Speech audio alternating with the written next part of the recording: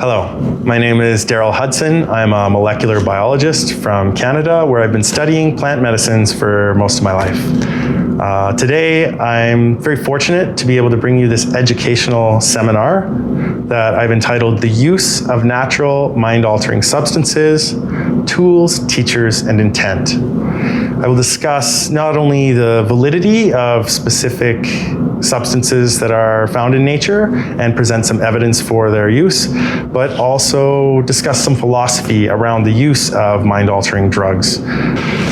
Though I was asked to speak on my experience in the cannabis space and have spent many years doing so, I'm going to take the opportunity to give a slightly different perspective today, a spiritual perspective and a slightly Buddhist perspective, if you will, on the use of mind-altering substances. In order to do so, I will not just speak about cannabis, but also a few other things that are found in nature and have the potential to alter one's mental state. I will attempt to address the differences between the use of these substances for religious and sacramental purposes, for ceremonial purposes, as well as for healing purposes, and also address how they can be used to alter the human experience and how they can cause significant damage to both oneself and society if not respected and utilized in the proper way. So I really do thank the organizers of Menla for this opportunity, and I hope that you enjoy. There are a number of key points I will hope to convey throughout the course of this lecture. First, that we are connected to what we put in our bodies, that natural medicines, including those classed as psychedelics, can be effective tools for both healing and spirituality, that herbal and traditional medicines, such as indigenous Chinese and Ayurvedic blends, have significant value, and that modern biotechnology allows us to unravel the mysteries of these natural medicines and begin to decipher their effects. In life, we must integrate tools, and in order to do so effectively, we must have teachers who guide us through the use of these tools so that we can develop skills around them and use them to the fullest of their potential. Practice makes perfect, they say, and it is only through trial and error that we can become experts in any one area. Yet errors or mistakes can be quite dangerous depending on the activity performed, and this is why having good teachers and building upon the teachings of others is so essential in life, not only to avoid the pitfalls of others, but to achieve higher states, spiritual or otherwise. Most activities in life conform to a general outcome equation, where a tool and the quality of that tool, plus the intent and skill of the wielder of the tool, will dictate the outcome. Whether it's good or bad, positive or negative, there are many outcomes for any situation. Any tool that is poor quality can only accomplish so much, regardless of the skill of the user, and the intention of the user is most important in dictating the outcome. In that, if the intention is good and the skill is high, the outcome will most likely be good. Whereas if the intention is bad and the skill is high, the outcome will most likely be bad. Regardless of the intent of the user, if the skill is not present, then the outcome will likely be unpredictable. Good intentions applied to good tools with no skill can end in bad outcomes. For most activities, we can either increase suffering or increase bliss. If the intent is to increase our spiritual understanding, a number of different tools can be used. Entheogens, breathwork, meditation, and mantras have all been shown to help with people increase their spirituality. And the skill involved will depend on past experience, the guides and teachers that ones have, as well as one's composure. If the intent is healing or elevated consciousness, then it is likely to increase bliss. However, if the intent is to escape, become intoxicated, or boost one's ego, then it is likely to increase suffering. With respect to entheogenic substances or psychedelics that have the potential to enhance spirituality, it is said that dose, set, and setting are the three most important factors. Dose, referring to the drug itself, whether it's in a low or high dose, the delivery, purity of that substance, as well as combinations of other things that might be combined to either enhance or alter the effect. For example, DMT in its pure form has quite a different effect and duration than ayahuasca, the traditional blend. The setting is often very important, And having guides and teachers walk one through is also vital to creating a positive outcome. If someone is grounded and open-minded and has proper intentions, then it is likely that they will have a spiritual awakening or be able to deal with past suffering and come out the other side with a better understanding. However, people are often anxious, unprepared, and using these drugs to escape reality or use them as a spiritual bypass, attempting to become enlightened through the use of these drugs rather than putting in the hard work that is really required to elevate one's spirituality. We can see that today there are many substances that are used for intoxicating purposes, and that for the most part, these are causing damage to society. Today we'll discuss 3 of these: tobacco, cannabis, and psilocybin or magic mushrooms. The word tobacco originates from the Taino tribes of the Caribbean, where tobacco was cultivated but did not likely originate. This indicates that regular trade with the mainland had been established. Kinnikinnick is an Ojibwe word which directly translates into what is mixed, and in fact most accounts indicate that tobacco was not consumed alone and was typically mixed with other plants during ceremonies. There are multiple origin stories from different tribes of both North and South America, indicating both the utility and prevalence of this plant use throughout the Americas. It was used primarily for ceremonial and sacramental use, and there's no evidence of addiction or health concerns. In fact, there's multiple accounts of tobacco being used for numerous medical purposes. With respect to the rituals themselves, there are many. However, what is most common among them is the gratitude that is paid to the plant, as well as giving offering in all the directions. Over the past century, we've seen a drastic uptake in global cigarette consumption, which has started to taper off recently. Why do people smoke? Well, there are many reasons, but what I would argue is that all of them correlate with an increase in human suffering. And as a result, tobacco has become a harmful product rather than a helpful product. It is interesting to me that we can look at a graph of cannabis arrests and see a very similar trend, where cannabis has been used as a means of fear and control and greed. And as a result of this, cannabis harms people through increased intoxication, demotivation, escapism, and increased disconnection from the source. Cannabis belongs to a highly evolved family that has been very useful to mankind, providing sources of food and medicine in many different forms. It was following the last ice age that cannabis became domesticated and carried to different parts of the globe, where it was bred to have different uses. Following domestication, cannabis became intimately involved with numerous civilizations and has spread throughout the globe, enabling all sorts of activities that could never have occurred without it. Today, there are many uses of the cannabis plant. We can actually replace almost everything made of wood with cannabis. In fact, a large amount of petroleum products can also be replaced with cannabis.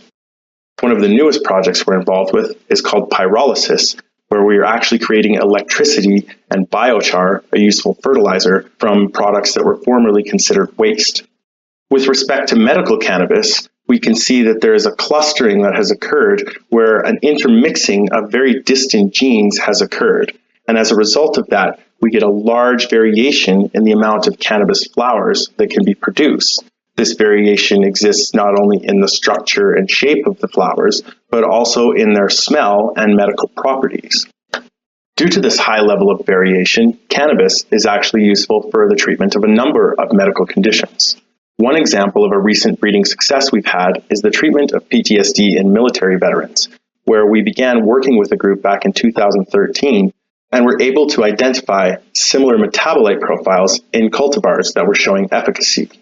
This led to a breeding effort to enhance those specific metabolites, and we created a line called Veterans Kush that relieves the symptoms of PTSD and hypervigilance. However, sedation was noted as a significant side effect. Further breeding efforts were initiated in order to reduce this sedation side effect and retain the relevant PTSD metabolites.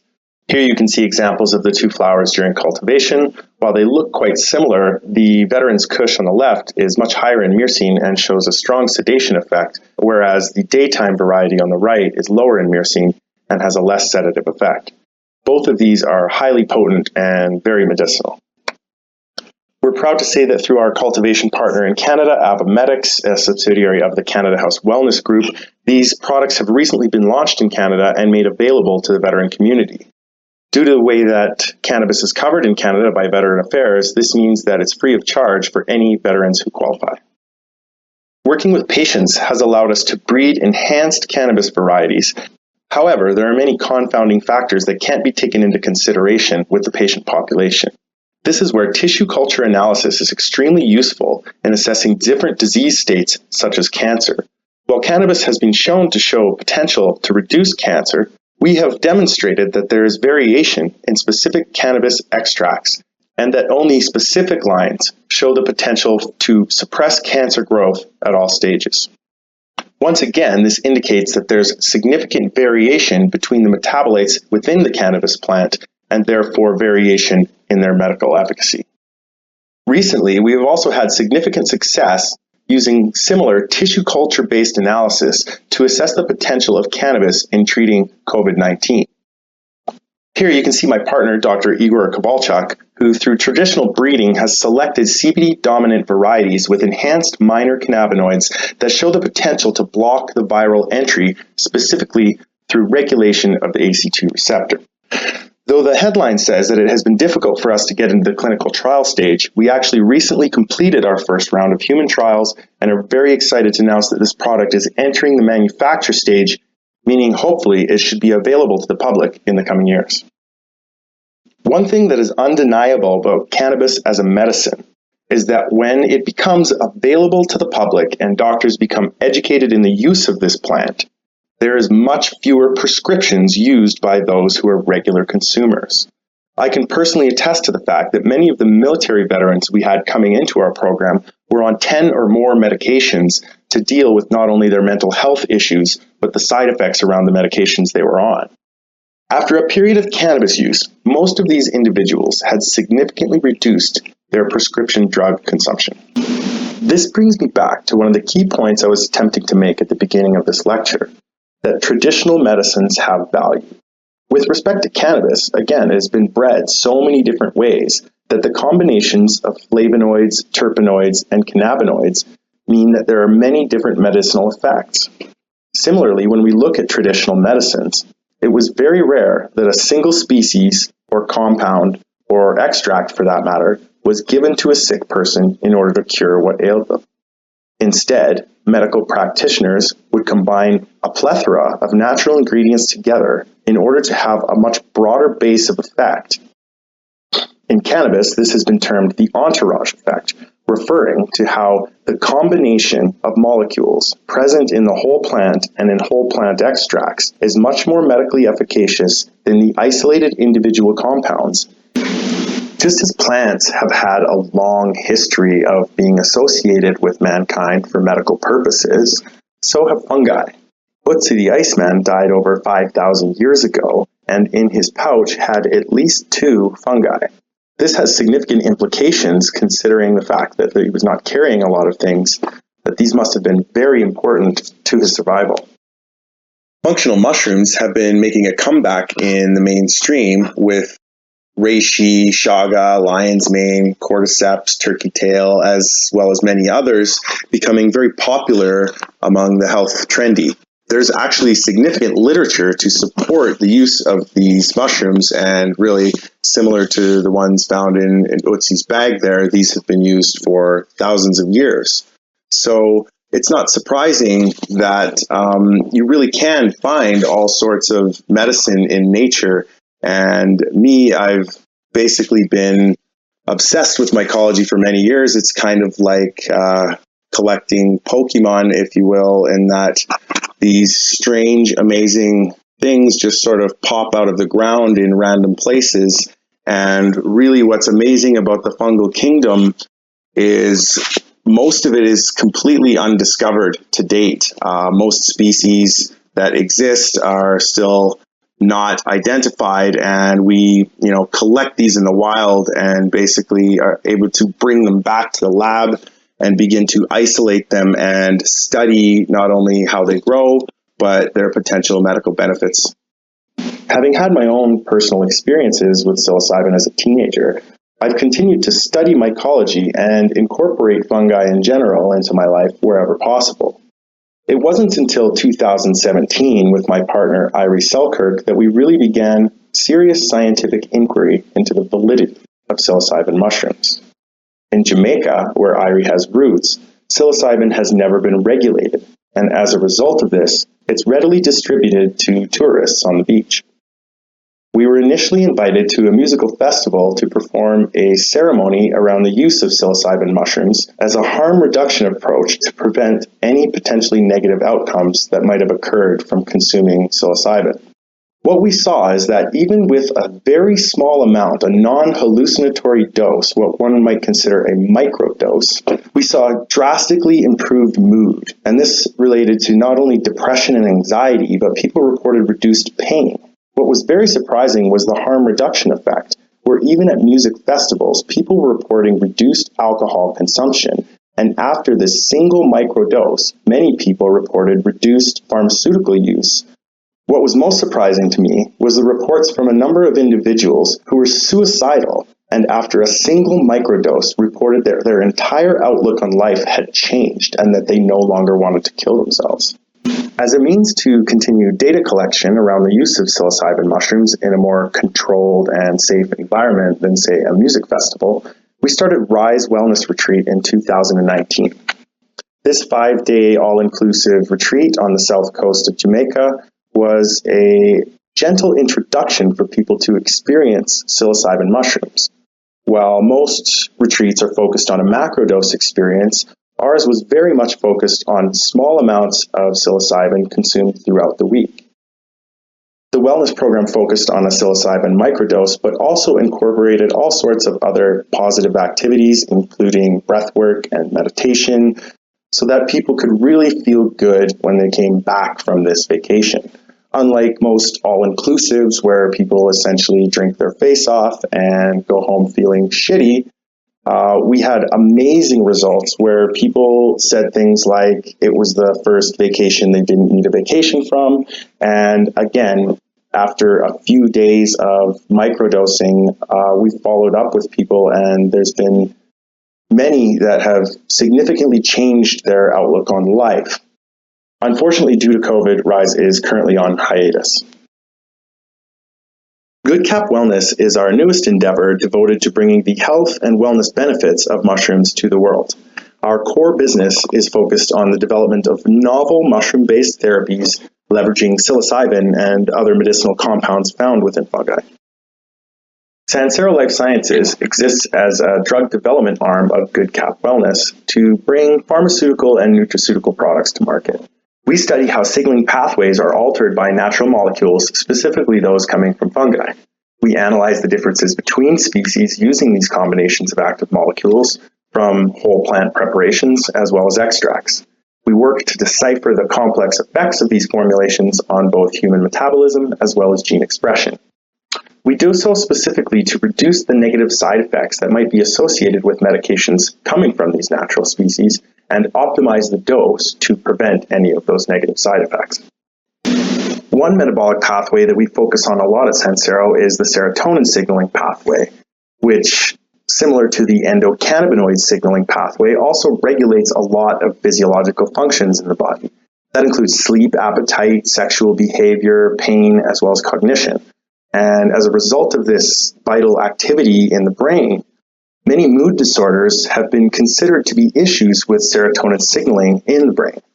And this is quite interesting because when you consider that there's 16 different types of serotonin receptors and that they're located all over the body, and when you look at serotonin production, which typically proceeds from tryptophan and amino acid, this is primarily occurring in the intestines.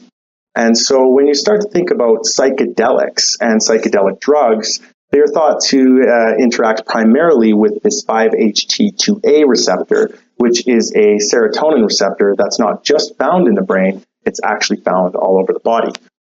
Again, if we consider serotonin signaling, the standard approach is to treat mental health issues as brain imbalances and therefore stabilize through modulation of serotonin signaling.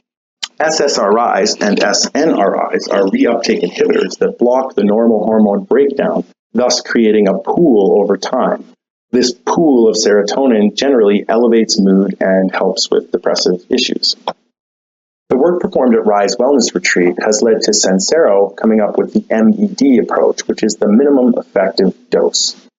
Unlike most looking at psilocybin as a potential medication, who are focused on macrodose therapies to deal with significant traumas or major depressive disorder, we've come up with a low-dose, safe, and effective approach to wellness that can be taken by most people in an over-the-counter fashion, which is ideal for Western medicine, taken very much the same as standard antidepressant medications are now. In contrast to standard antidepressants, SSRIs typically take 3 to 4 weeks in order to see any sort of efficacy, whereas a low dose of psilocybin is effective almost immediately and has basically little to no side effects when you select the right species.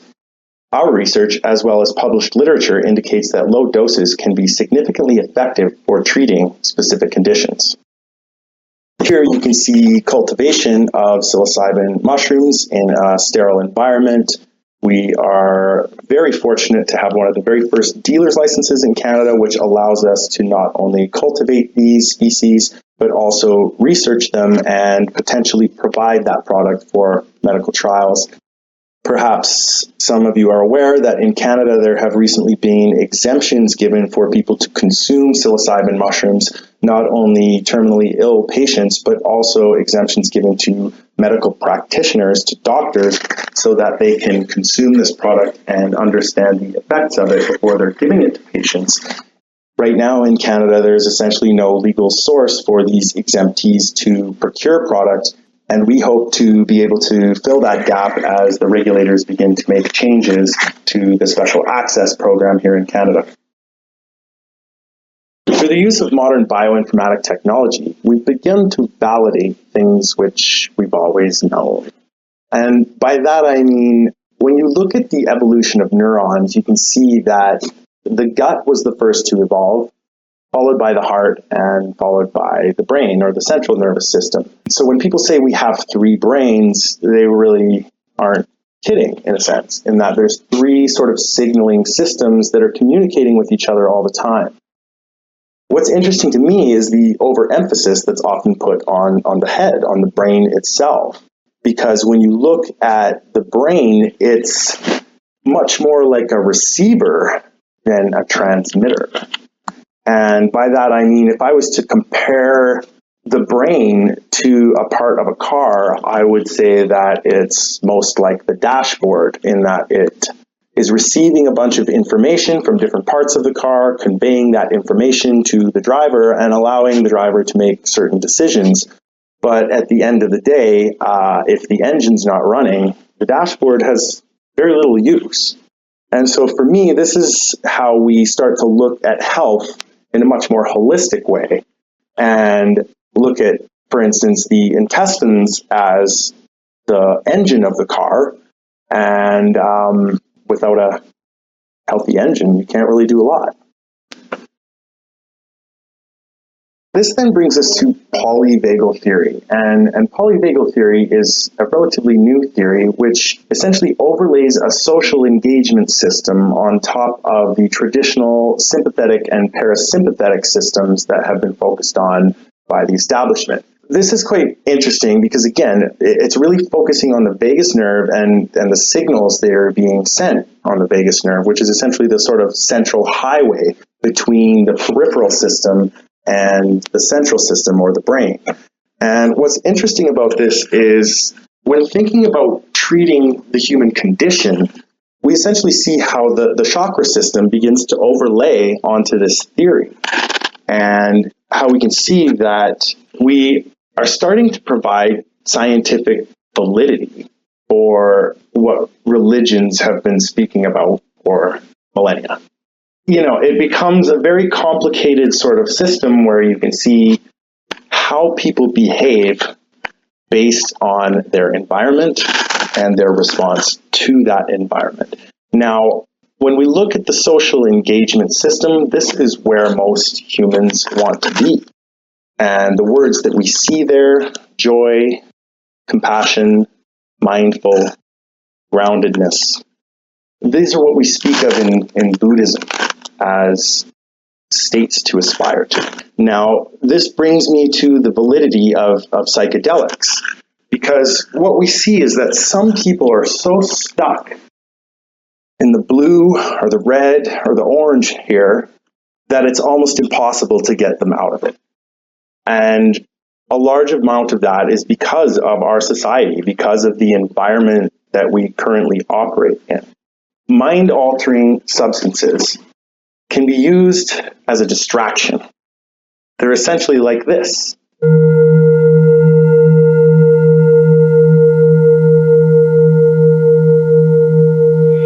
Now, most people are so engaged in their own thoughts and their own activities that they need something like a bell to be rung so that they can change course, so that they can see things from a different angle and begin to process and find a way out of the cyclical system of suffering that they exist in. The universe is essentially energy, and we are directly affected by the energy we put in our bodies. Never before in history has it been more important to be cognizant of what we are consuming and where that's coming from, whether it's produced in a sustainable fashion or not. As with anything, balance and moderation are the key to happiness and success. This is the middle way. Psychedelics are no different in that they are powerful tools that can be used for healing if the proper guidance and intent is in place. These substances can be used to heal the body, heal the mind, and heal the soul.